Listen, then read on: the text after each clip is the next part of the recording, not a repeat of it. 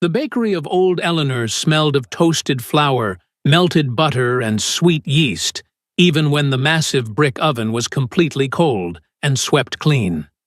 For 5 long years, Ivy Miller had intimately known the world entirely from behind that narrow, deeply scarred wooden counter in the small, rain-swept town of Oak Creek, Washington State. She viewed life from the heavy oak table, where she fiercely kneaded dough long before the autumn dawn broke over the jagged peaks of the Cascade Mountains, sleeping quietly in the tiny back room with a thin wool blanket and a worn wooden box tucked neatly beneath her narrow cot. It was never a life of grand luxury or vast wealth, but she possessed a sturdy roof over her head, an honest, demanding job to wake up for, and an iron key that she could safely keep hidden in the deep pocket of her flour-dusted apron. For a young woman entirely alone in the sprawling, unforgiving country, that small measure of predictable security was already an enormous blessing. Old Eleanor had passed away quietly on a damp gray morning, slipping out of the world without making a single sound, as if she deliberately wished not to be a burden even in her final moments. Ivy, holding on to that stubborn, quiet hope, characteristic of those who simply cannot afford to lose their only remaining anchor, continued to strike the matches and ignite the heavy oven fires every single day. She meticulously scrubbed the baking trays and greeted the sparse morning customers with a gentle smile, pretending the world had not completely shifted beneath her feet. When they finally laid Eleanor to rest beneath the weeping willows of the town cemetery, the beloved bakery remained shuttered for exactly 2 solemn days. On the 3rd morning, Eleanor's nephew arrived from a bustling city on the East Coast. He marched through the front door, accompanied by a stern-looking notary forcefully opening old drawers, lifting embroidered tablecloths, and counting the meager silver and copper coins left in the till with flawlessly clean hands and calculating eyes. "The entire building is to be sold," the nephew announced coldly, without even bothering to offer Ivy a seat.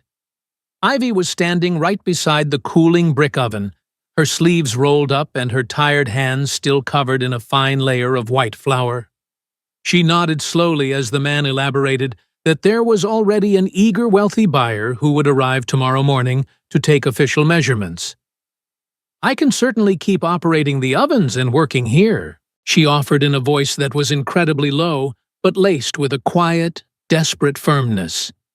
"I know all the daily bread orders, the loyal customers who come early, and how to properly manage the small account ledgers." The well-dressed nephew was not even overtly cruel to her, and in a strange way, that distinct lack of emotion was the most painful part. He spoke with the terrifying calmness of a man who genuinely believes he is being perfectly reasonable. "The new owner plans to bring in his own dedicated staff to remodel the place entirely," he explained dismissively. Ivy slowly lowered her gaze toward her flour-dusted hands, her eyes lingering on a small, pale burn mark on her left wrist, an old scar from a hot baking sheet. For 5 years, she had poured her sweat into this establishment, working tirelessly, as if caring for the bakery was fundamentally the same as caring for a fractured piece of her own soul. Now she was discovering the harsh reality that a beloved place could completely let you go without a single tremor of regret. The man reached into his tailored coat, pulled out a few crisp bills and silver coins, and dropped them unceremoniously onto the floured table. "This is exactly what you are owed for your final week of labor," he stated briskly. "You are permitted to stay here for 1 more night, but tomorrow morning you will have to vacate the premises entirely, because they demand that we hand over the building completely empty." There were no dramatic screams of protest, nor were there any desperate weeping pleas for mercy. Ivy had learned long ago that for people who lack a powerful family name or a heavy purse crying loudly or demanding justice, only forces the rest of society to slam their doors shut with even greater speed and irritation. She simply gave a single slow nod, and whispered that she understood.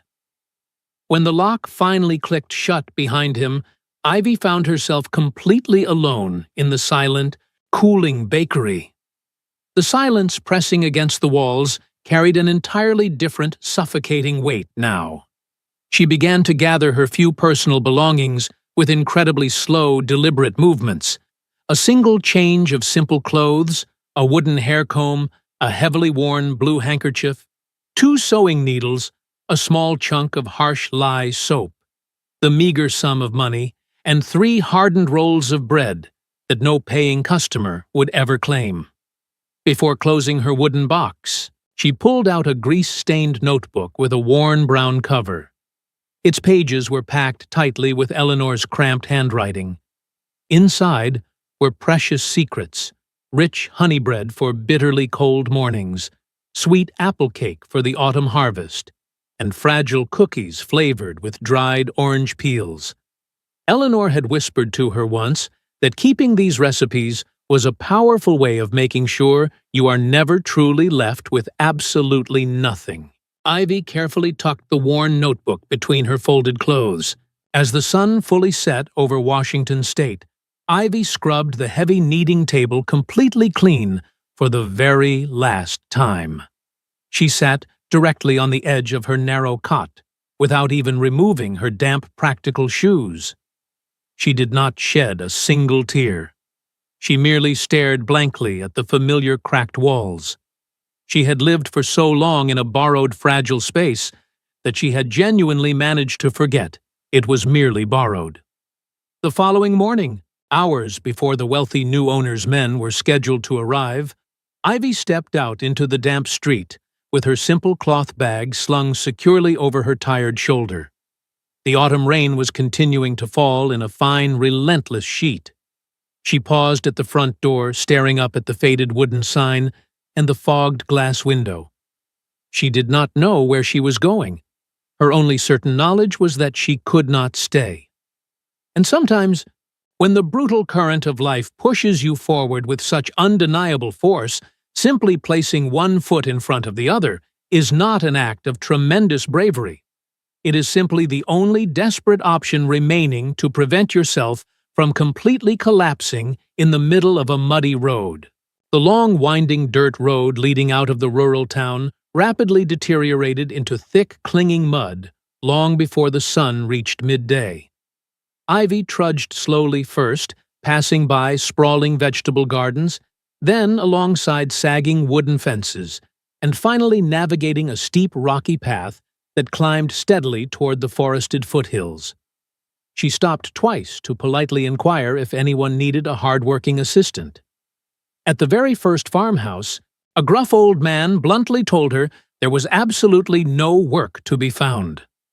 At the second sprawling property, a sharply dressed woman stared at Ivy from head to toe, her eyes lingering on Ivy's muddy hem, and coldly replied that they already had far too many useless mouths to feed. It was not explicitly phrased as a personal insult, but Ivy felt the sharp sting of the rejection deep in her chest. By the time the late afternoon shadows began to stretch, her leather shoes felt incredibly heavy, completely waterlogged from the endless puddles. The stale bread she carried inside her cloth bag had grown frustratingly damp. The sky above was a heavy, oppressive blanket of thick gray clouds, and the biting wind carried the sharp scent of wet soil and decaying oak leaves. It was precisely at that moment of total physical exhaustion that she suddenly spotted a flickering light. It was a faint, yellowish glow barely visible behind a thick grove of towering pine trees. Ivy paused in the middle of the freezing rain and squinted through the gloom. She managed to distinguish a sturdy wooden fence, a slanted tin roof, dozens of strange wooden boxes elevated on short stands, and a remarkably small rustic stable. She could hear an undeniably vibrant living sound pulsing through that secluded property, low and incredibly persistent, almost as if the damp earth itself were deeply breathing. Ivy forced her tired legs forward until she reached the main entrance and stood completely still in front of the heavy iron gate. Inside the yard, a tall man was securing a long row of the mysterious wooden boxes using incredibly slow, calculated movements. He wore a dark, heavy flannel shirt, a thick wool vest, and a wide-brimmed hat that was completely soaked around the edges. He did not appear to be an old man, but there was a profound, exhausted stillness deeply settled into his broad shoulders. The rugged man noticed her standing there long before she found the courage to call out. They remained perfectly still, staring at each other through the thick curtain of the Washington rain. "Good evening," Ivy called out, her voice trembling slightly. His dark eyes meticulously scanned the wet cloth bag slung over her shoulder, her boots heavily caked in thick mud, and her pale, freezing face. "Good evening," he finally replied, his voice deep and slightly raspy. Ivy swallowed hard. She decided to rely strictly on the unvarnished truth. "I desperately need a dry place to spend the night," she stated clearly. "I am more than willing to work hard in exchange for the shelter. Tomorrow morning, I will continue on my journey." The man slowly placed a heavy iron tool on top of a nearby box and walked toward the gate. "Where exactly have you come from?" he asked. "From the town bakery down in the valley," she answered. "Do you have any family nearby?" Ivy gripped the worn leather strap of her bag so tightly her knuckles turned white. "No one close by," she admitted. "I worked at Eleanor's bakery," she added softly. "They sold the building yesterday. I completely lost my steady employment and the small back room where I slept." The tall man remained wrapped in a heavy, contemplative silence. Suddenly, from the shadows directly behind the small stable, a remarkably loud, obnoxious, and almost deeply offended bray shattered the solemnity of the tense moment. Ivy involuntarily jumped backward. "That is Leroy," the man explained flatly, speaking as if the animal's name alone perfectly summarized all the exhausting problems of the modern world. "He absolutely despises the rain, but he also furiously hates being locked indoors." A remarkably short, incredibly stubborn-looking donkey was sticking half of his gray head out of the stable's wooden door, chewing aggressively on what appeared to be a long strip of ragged cloth. That cloth was formerly a perfectly good blanket, the man noted with a long sigh. For the very first time in that entirely miserable day, Ivy felt something distantly resembling a genuine smile, attempting to tug at the corners of her shivering mouth. The rugged man looked back at her, his expression slightly less guarded. "My name is Aaron Sterling," he said. "I am Ivy Miller," she replied. Aaron finally reached out and unlatched the heavy iron gate, pushing it open with a loud creak. "You may sleep tonight in the back supply shed," he offered. "It is not at all comfortable, but the roof is solid, and the floor is completely dry. I can clean floors, wash heavy pots, or help tend to your animals," she promised quickly. "Whatever difficult chores you require, we can discuss them properly tomorrow. I simply prefer that our arrangement is completely clear from the very beginning." Aaron stared at her with renewed attention. He was no longer looking at her the way a cautious farmer views a random stranger, but rather the way one exhausted survivor recognizes another person desperately fighting to hold on to their dignity. "Tomorrow morning, you will help me organize the messy storage shed, and if you actually know how to properly cook, you can light the heavy cast-iron stove in the main house before sunrise," he instructed. Ivy finally crossed the threshold of the iron gate. As her muddy boots hit the gravel, it did not feel like stepping into a permanent sanctuary, but rather stepping into a temporary, desperately needed pause. Aaron walked silently ahead of her across the dark yard. He unlocked the heavy wooden door of a low-slung shed that smelled strongly of melted beeswax, aged cedar wood, and sweet honey. "You can sleep right in here," he told her. Ivy was left standing alone in the quiet shed. A remarkably thin sliver of pale moonlight filtered through a tiny crack near the ceiling. Lining the wooden walls were rows of dusty shelves packed with completely empty glass jars, various metal tools, and large blocks of pure yellow wax wrapped in stiff paper. Everything inside the room felt completely stagnant. She gently brushed her cold hand across one of the dust-covered glass jars, then looked down at her miserable bag. This quiet, cluttered shed filled her with an entirely different kind of sadness, not the agonizing grief of something definitively dead, but rather the heavy, lingering sorrow of a place that was still desperately waiting for something without ever daring to admit it. Ivy awoke long before the pale morning light had fully breached the eastern horizon. She was violently startled awake by a completely unfamiliar noise, a loud, solid thud quickly followed by another, and then an incredibly frantic, high-pitched buzzing sound vibrating directly from the muddy courtyard. Ivy shoved her freezing feet into her stiff shoes without even bothering to tie the leather laces and threw the shed door wide open. The vast courtyard was entirely submerged under a thick layer of flowing, muddy water. The relentless rain had poured with such brutal intensity during the night that the saturated earth simply could no longer absorb it. Near the neatly arranged rows of bee boxes, a deep trench had completely overflowed its banks.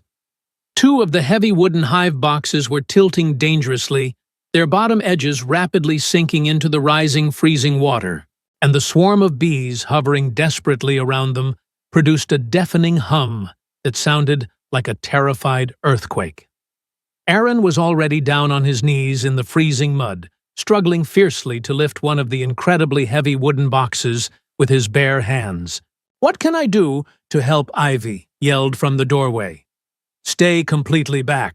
They are drowning," he shouted. Aaron did not offer any further explanation. Ivy quickly scanned the chaotic yard and spotted a large pile of empty burlap sacks, a thick wooden plank leaning against the barn wall, and a mound of dry yellow straw. Without waiting for his explicit permission, she sprinted wildly through the ankle-deep mud. "You need something solid to elevate the wooden bases," she yelled. "I explicitly told you not to come any closer," he roared over the buzzing. "And I explicitly asked you how I could help," she fired back. Aaron clenched his heavy jaw. "Bring me that thick wooden plank," he ordered. "Move slowly." Ivy dragged the heavy, waterlogged plank through the thick sludge.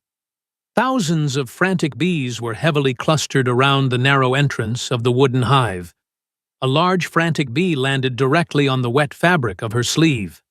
Ivy froze, completely solid. "Do not try to swat it away," Aaron instructed in a surprisingly low whisper. "If you panic, you will only frighten them worse." Together, counting to 3, they heaved the incredibly heavy box upward, lifting it just high enough for Ivy to quickly kick the thick wooden plank underneath the sinking base. Suddenly, a bee stung her fiercely on the tender skin just below her left wrist. The pain was intensely sharp, fiery, and incredibly immediate. Tears instantly sprang to her wide eyes. "One of them just stung me," she hissed through tightly clenched teeth. "Step back right now," Ivy Aaron commanded. "If I let go of this corner right now, the entire box will crash into the water," she argued.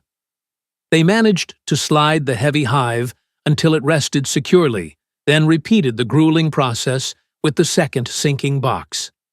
Ivy ran back and forth, hauling massive armfuls of dry straw and large river stones to successfully divert the flowing water away from the apiary. When the muddy water finally ceased flowing, the battered courtyard descended into a state of relative exhausted peace. Aaron walked slowly toward her, his expression incredibly stern. "Let me see the sting," he demanded softly. Using his thumbnail, he expertly and gently scraped away the embedded stinger, then wrapped her wrist with a clean cloth soaked in freezing water. "If you had not dragged that heavy plank over when you did, I would have undoubtedly lost at least one entire colony today," Aaron said quietly. Right on cue, Leroy, the donkey, boldly stuck his large head out of the stable door, letting out a loud, incredibly proud bray, despite having contributed absolutely nothing to the rescue effort. "And exactly where were you hiding when we desperately needed help?" Ivy asked the animal with utter exhaustion. Leroy merely twitched his long ears and began casually chewing on a stray piece of dry hay. Aaron, completely despite himself, let out a short, genuine laugh. "Come inside the main kitchen immediately," he instructed.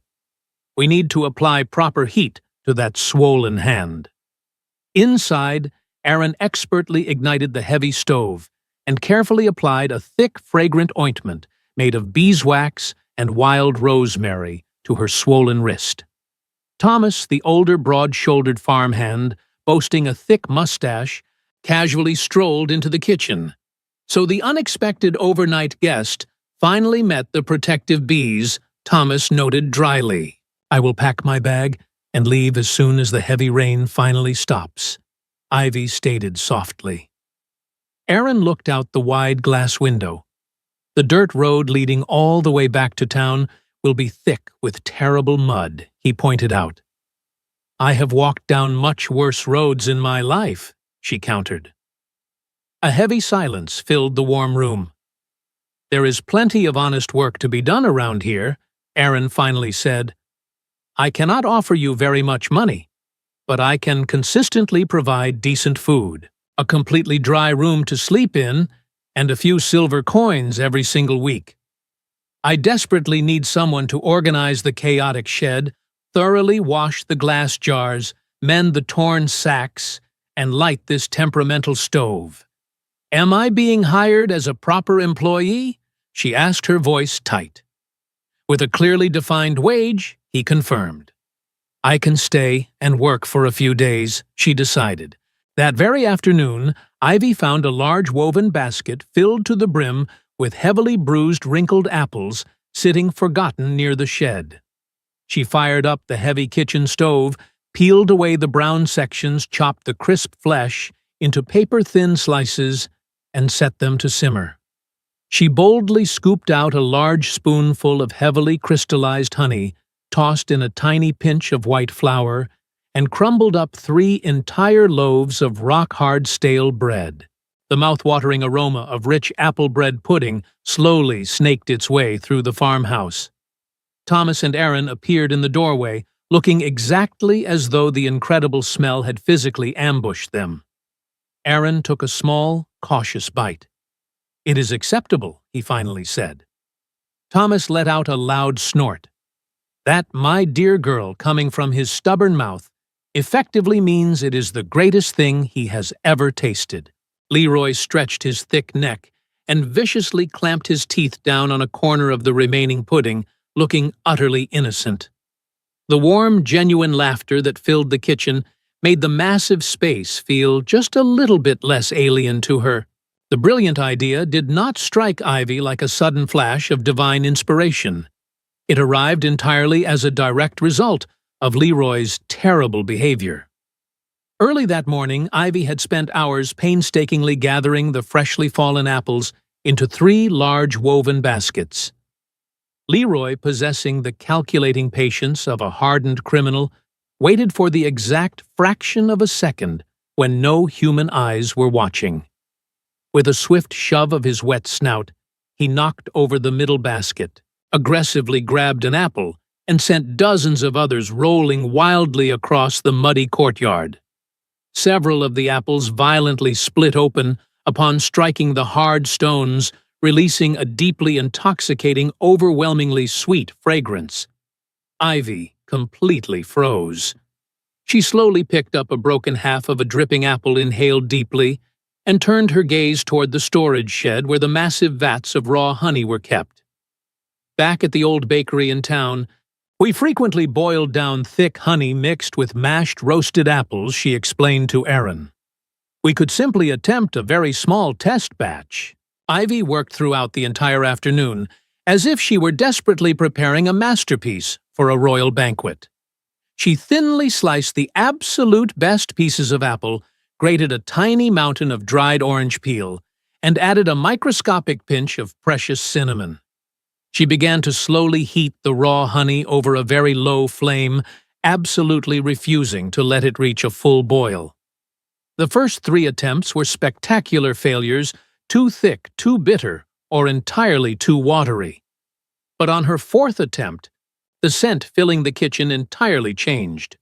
It was a spectacular, warm, completely rounded fragrance that carried deep notes of an ancient bakery mixed with the crisp scent of a pine forest. Aaron tasted the golden mixture in total silence. The complex flavor exploded across his palate, elevating the pure honey exactly as if the entire farm had suddenly learned to sing with a brand new voice. "It is exceptionally good," Aaron finally declared. "Prepare 3 more jars exactly like this one," he ordered. By the middle of the week, Aaron made the sudden decision to transport 3 flawless jars directly into the town. "I am taking them to Patty," he explained. "She operates the large bread and cheese stall at the Central Market and absolutely never lies about the quality of food." Ivy remained behind, aggressively scrubbing the wooden shelves inside the storage shed, her mind consumed with anxiety. Aaron finally returned when the late afternoon shadows were stretching across the yard. He dropped a handful of silver coins onto the wooden table inside the shed. She purchased the 2 jars, Aaron explained, and demanded the 3rd to offer tiny spoonfuls to anyone who walked past her stall. Ivy stood completely mesmerized, staring at the small pile of silver.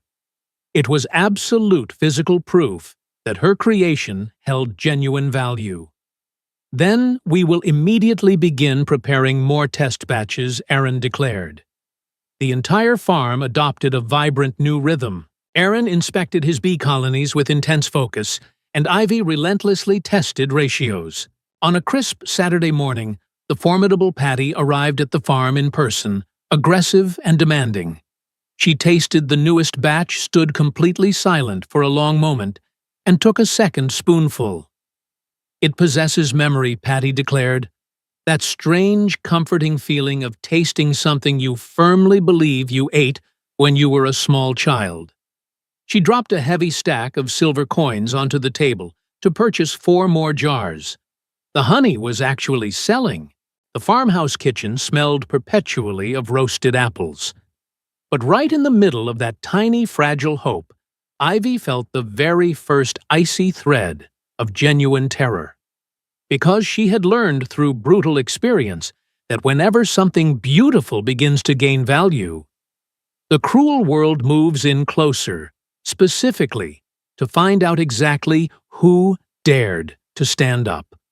A vicious rumor began to spread like a disease in the town. When Ivy visited the general store with Thomas, the townspeople aggressively ignored her, whispering loudly that a young unmarried woman does not move into an isolated farmhouse merely for agricultural labor. That evening, Ivy stood rigidly by the iron sink.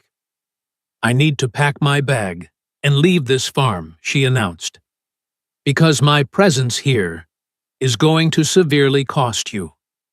Aaron completely froze. "I absolutely refuse to allow those ignorant people to use you as a convenient excuse to point their fingers and laugh at me all over again," he stated firmly. "If you run away, you will only prove to them that they were completely right." The unbearable tension culminated when Chloe Bennett, Aaron's wealthy ex-wife, arrived in an impeccably clean, pale carriage. Chloe elegantly strolled into the muddy courtyard, looking at Ivy with cold, calculating eyes. "I can clearly see that the lonely farm has become significantly more occupied." Recently, Chloe purred softly, her voice sickeningly sweet. She picked up a clean glass jar and mocked Ivy, calling her a common baker girl. Ivy stood tall, her spine rigid, defending her exhausting labor. Chloe smiled wickedly, stating that in tiny towns nobody ever sells just one thing.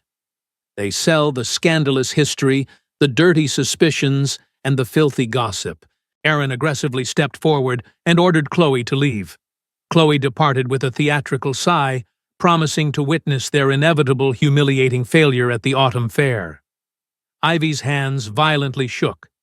She now understood with terrifying clarity that the upcoming autumn fair was no longer going to be a simple agricultural sale. It was going to be a brutal public war for her very right to exist. The highly anticipated autumn fair arrived, serving as the ultimate unforgiving battlefield.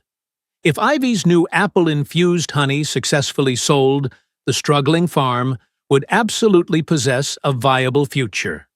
If it spectacularly failed, the town's vicious rumors would instantly transform into a permanent death sentence.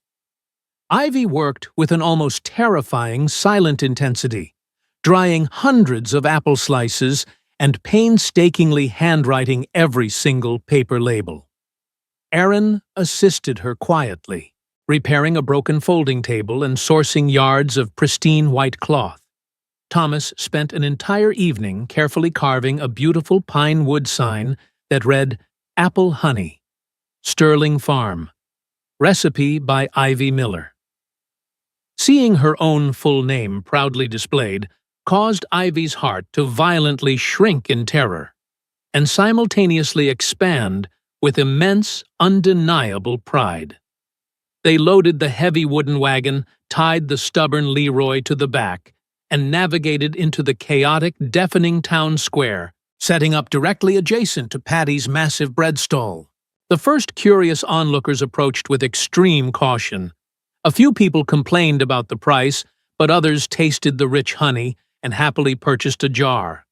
Every single time a customer asked about the incredible flavor, Aaron simply pointed a large finger directly at Ivy. "She created it," he repeated endlessly. Exactly at midday, the entire atmosphere of the fair completely shifted. Chloe Bennett dramatically strolled down the center aisle, wearing a breathtakingly expensive, dark green dress flanked by two well-dressed women who looked like hired bodyguards. The massive crowd surrounding the stalls completely stopped moving, blatantly, staring at the unfolding confrontation. "What a truly charming, pathetic little display," Chloe announced, her voice dripping with venom.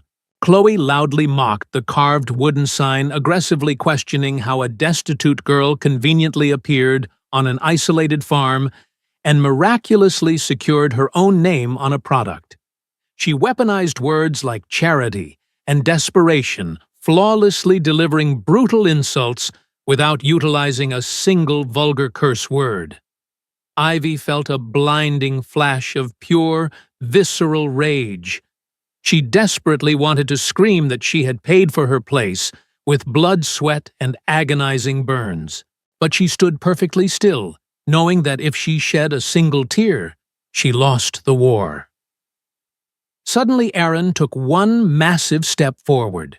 He reached out and grabbed the largest, most vibrant display jar of honey with both hands, hoisting it into the air exactly like a man displaying a sacred, priceless artifact. He slammed it down directly onto the wooden table, right between Chloe and Ivy. "The raw honey belongs to my bees," Aaron declared loudly, his deep voice echoing off the stone buildings. "But this brilliant recipe, the exhausting labor of testing it, the countless burns, and the sheer willpower to make it perfect, belongs entirely to Ivy Miller."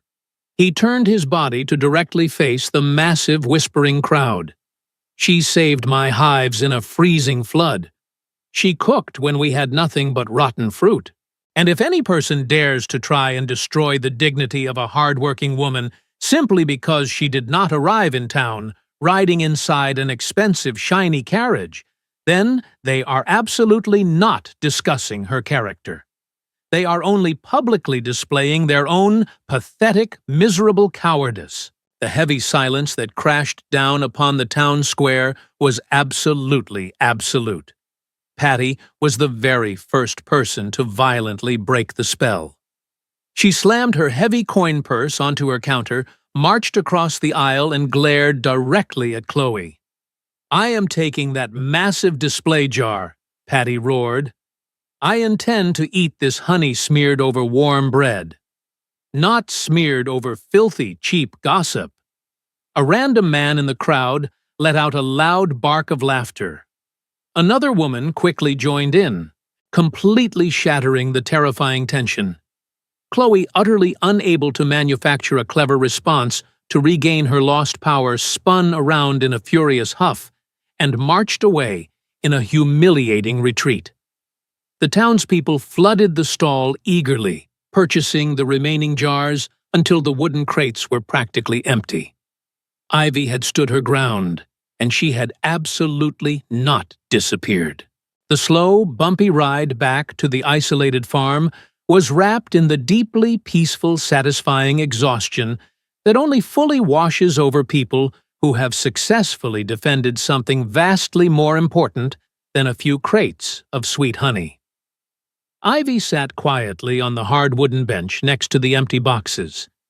She held the carved pine sign resting gently across her lap, continuously running her sticky, calloused fingertips over the deeply carved letters of her own name.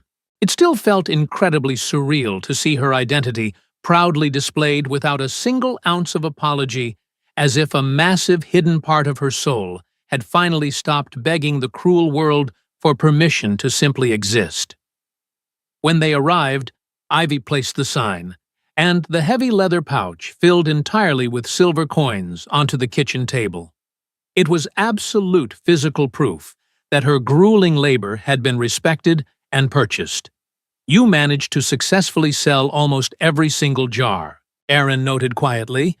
"We successfully sold them," Ivy corrected him instantly. For the very first time, the word "we" sounded like a calm, mutual recognition of an equal partnership. That evening, after Thomas loudly excused himself to go sleep in the barn, Aaron stayed behind to help Ivy wash the ceramic bowls. Working side by side in total silence no longer felt like navigating a dangerous minefield. It felt incredibly safe. "Tomorrow morning, I will immediately purchase more empty glass jars," Ivy announced softly. Aaron slowly placed the drying towel down. "So you genuinely want to continue making the honey?" he asked. Ivy instantly understood the massive, unspoken question hiding directly beneath his words. He was terrified to ask if she actually wanted to stay. She had originally arrived at this farm completely drenched and terrified, living in absolute terror of becoming a heavy burden. But right now, she possessed a recipe the town respected, and a warm kitchen where a fiercely protective man deliberately left plenty of space for her to exist. "I desperately want to manufacture another massive batch," she finally answered. Aaron gave a single, slow nod deliberately, not demanding a larger, more romantic promise. The days that followed absolutely did not magically fix every single problem in the world. Several ignorant people continued to whisper, but a fundamental foundation had permanently shifted. Patty began formally requesting large weekly orders, and Thomas spent 3 days building a brand-new magnificent wooden shelving unit inside the storage shed. Aaron entirely stopped looking at every single change as a terrifying threat. He fully repaired the leaking roof of the shed, thoroughly scrubbed an antique oak table, and installed a bright, beautiful oil lamp, creating a completely prepared, dedicated workspace specifically for her. "It absolutely does not feel like a debt," Ivy whispered, staring at her new space with shining eyes. "It feels exactly like a home." She slowly walked over to the beautiful oak table, opened her worn recipe notebook to a completely blank page, and wrote, "First winter at the Sterling farm." Beneath that, she added in tiny, fierce letters, "Never sell your hard work cheaply out of fear. Never apologize for taking up space in the world." Aaron carefully placed one of the very first, completely flawed, cloudy test jars right next to her book. The deeply flawed, broken things in life also desperately deserve to be remembered, he explained softly, because they clearly prove exactly where the tiny seed of hope originally began to grow. "I am going to stay here for the entire winter," Ivy told him. Aaron closed his eyes for a long moment, looking exactly like a starving man who has just been handed a piece of fragile glass. I am profoundly glad to hear that, he whispered. Outside in the freezing yard, Leroy unleashed a spectacularly loud, obnoxious bray, completely shattering the quiet, romantic tension. Ivy burst into laughter, realizing that for the very first time in her entire life, the concept of tomorrow did not sound like a terrifying threat. It sounded exactly like a wide-open door. Ultimately, this incredible journey speaks directly to all those exhausted, battered people who have ever reached a terrifying dark point in their lives, where they completely stopped praying for massive theatrical miracles, simply begging the universe for a quiet, dignified place where they did not feel like a heavy burden. It speaks to those who have been brutally judged without ever being truly listened to, yet stubbornly continued to work in absolute silence with terribly scarred hands and an incredibly pure, unbroken heart. Ivy did not rise from the freezing mud because a powerful hero dramatically rescued her. She rose because she relentlessly carved out a secure space where her fundamental dignity was never questioned conclusively, proving that a human being can arrive with absolutely empty pockets and still somehow manage to bring immense, undeniable hope. And Aaron absolutely did not heal simply because he miraculously managed to forget his painful abandonment. He healed when he finally realized that not everyone walks into a person's life simply to destroy something, but rather to ignite a brilliant warm light in the exact corner where one had grown entirely too comfortable living in the suffocating darkness. This story serves as a powerful, necessary reminder that absolutely no human being should ever be permanently reduced to their worst failure, a vicious rumor, or a heavy door that was violently slammed in their face.